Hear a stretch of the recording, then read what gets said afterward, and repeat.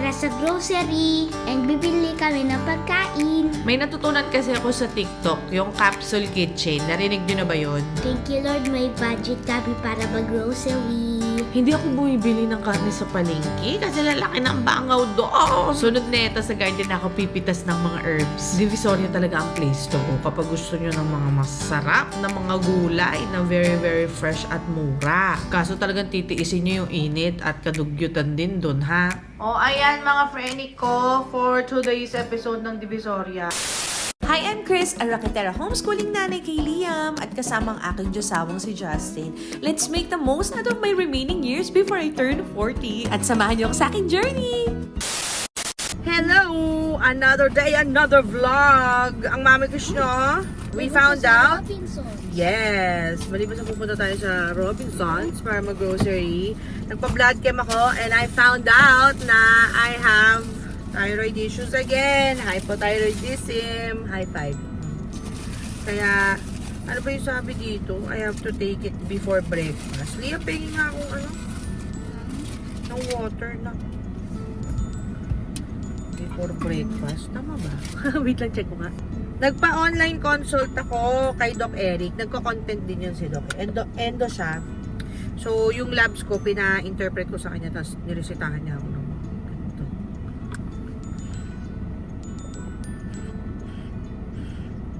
I have to take that 1 hour before breakfast. O, nak.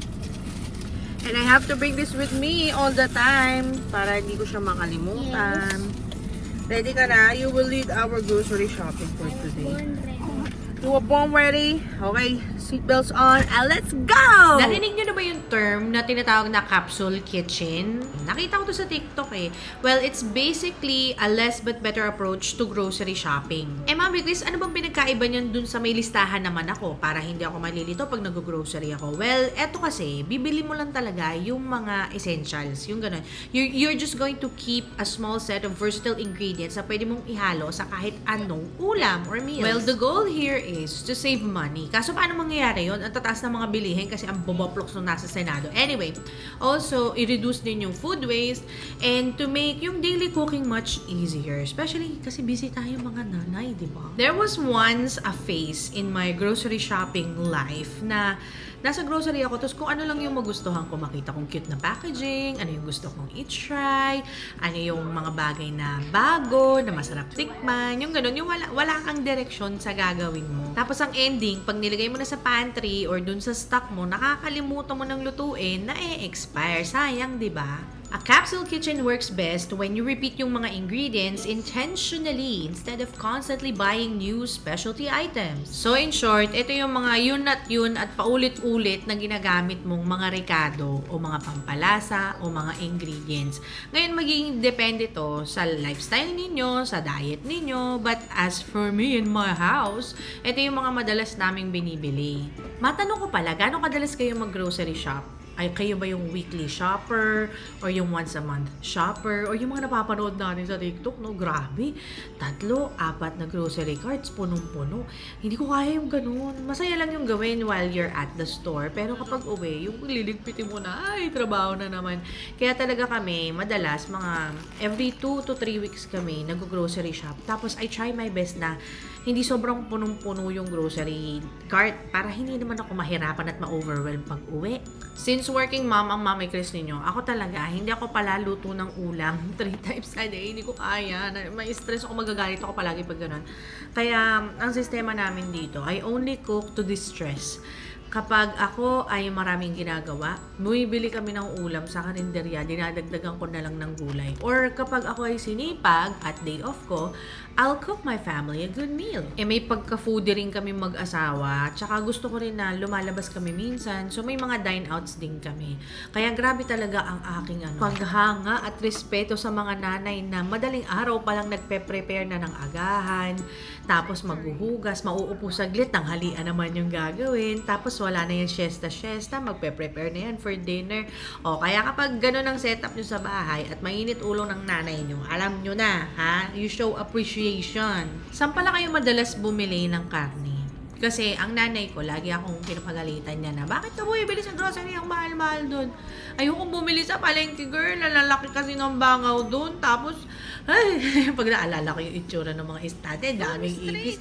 Though siguro feeling ko madumi rin naman dito. Pero at least yung temperature dito sa grocery, di ba malamig? Kumpara mo sa palengke. Ang karneng binibili ko lang sa palengke ay kabayo. Pero yung mga giniling, yung mga manok, gusto ko talaga yan sa grocery ko binibili. O di ba nga nag-homeschool pala kami ni Liam. So maganda rin classroom ang grocery ha. Kasi going to the grocery store can actually be a great part of our homeschooling curriculum. Kasi it turns everyday life into learning. Kasi una sa lahat, math practice to. Kasi may budgeting. Tapos pwede mo i-compare yung mga prices ng mga products. It involves sometimes din na naweweigh yung mga products, ganun. Tapos may calculating discounts or estimating total costs. Mga nagsasabi na kawawa yung mga homeschooled kasi wala silang social interaction. Eto na yun, real life social interaction. Kasi they have to talk to cashiers, pwede sila mag-ask dun sa mga employees for help. Tapos practicing manners din and communication. Ang paboritong ginagawa ni Liam ay ang reading practice. Kasi mahilig siya magbasa ng mga shopping lists, tapos yung mga labels. Tapos magaling maghanap to ng kung saang aisle mo hahanapin yung certain products. And mahilig din kasi kami magtingin ng recipes online bago matulog. So, si Liam, minsan may mga naaalala siyang recipes, tapos hinanap namin. So, in short, we are a homeschooling family that treats errands as practical education. O, eto na yung ating grocery cart. Yan lang. Yan na yung pinaka-practical, pinaka-sulit, pinaka-walang ma-expire na mga grocery items na madalas kong binibili. Ngayon naman, pag-usapan natin yung mga gulay at prutas na binibili ko every 2 to 3 weeks. Oo, nandito tayo ngayon sa Divisoria kasi nandito talaga ang bagsakan at magagandang klase ng mga gulay at prutas. Pero syempre, tsempuhan din. May mga times na nagpupunta kami dito na tsaka bells talaga, friend, kasi sobrang init. Oo, pero talagang nasusulit ko yung budget ko kapag dito kami nagpupunta. Sa Malabon kasi, yung mga palengke dito, doon din naman to galing. Tapos ang mahal na ng benta kapag nakarating dito, tapos minsan kuluntoy na. Effort talaga yung pagpunta namin dito kasi alam nyo naman, medyo malayo-layo ang Malabon. It takes us siguro mga 2 hours. Balikan na yun ha, para makapamalengke kami dito sa Divisoria. Tapos mano-mano yan, friend, nilalagay namin yun sa IKEA bag. Mami, Chris, ba't hindi ka magdala ng trolley? Gustuhin ko man, ang dami kasing echas doon.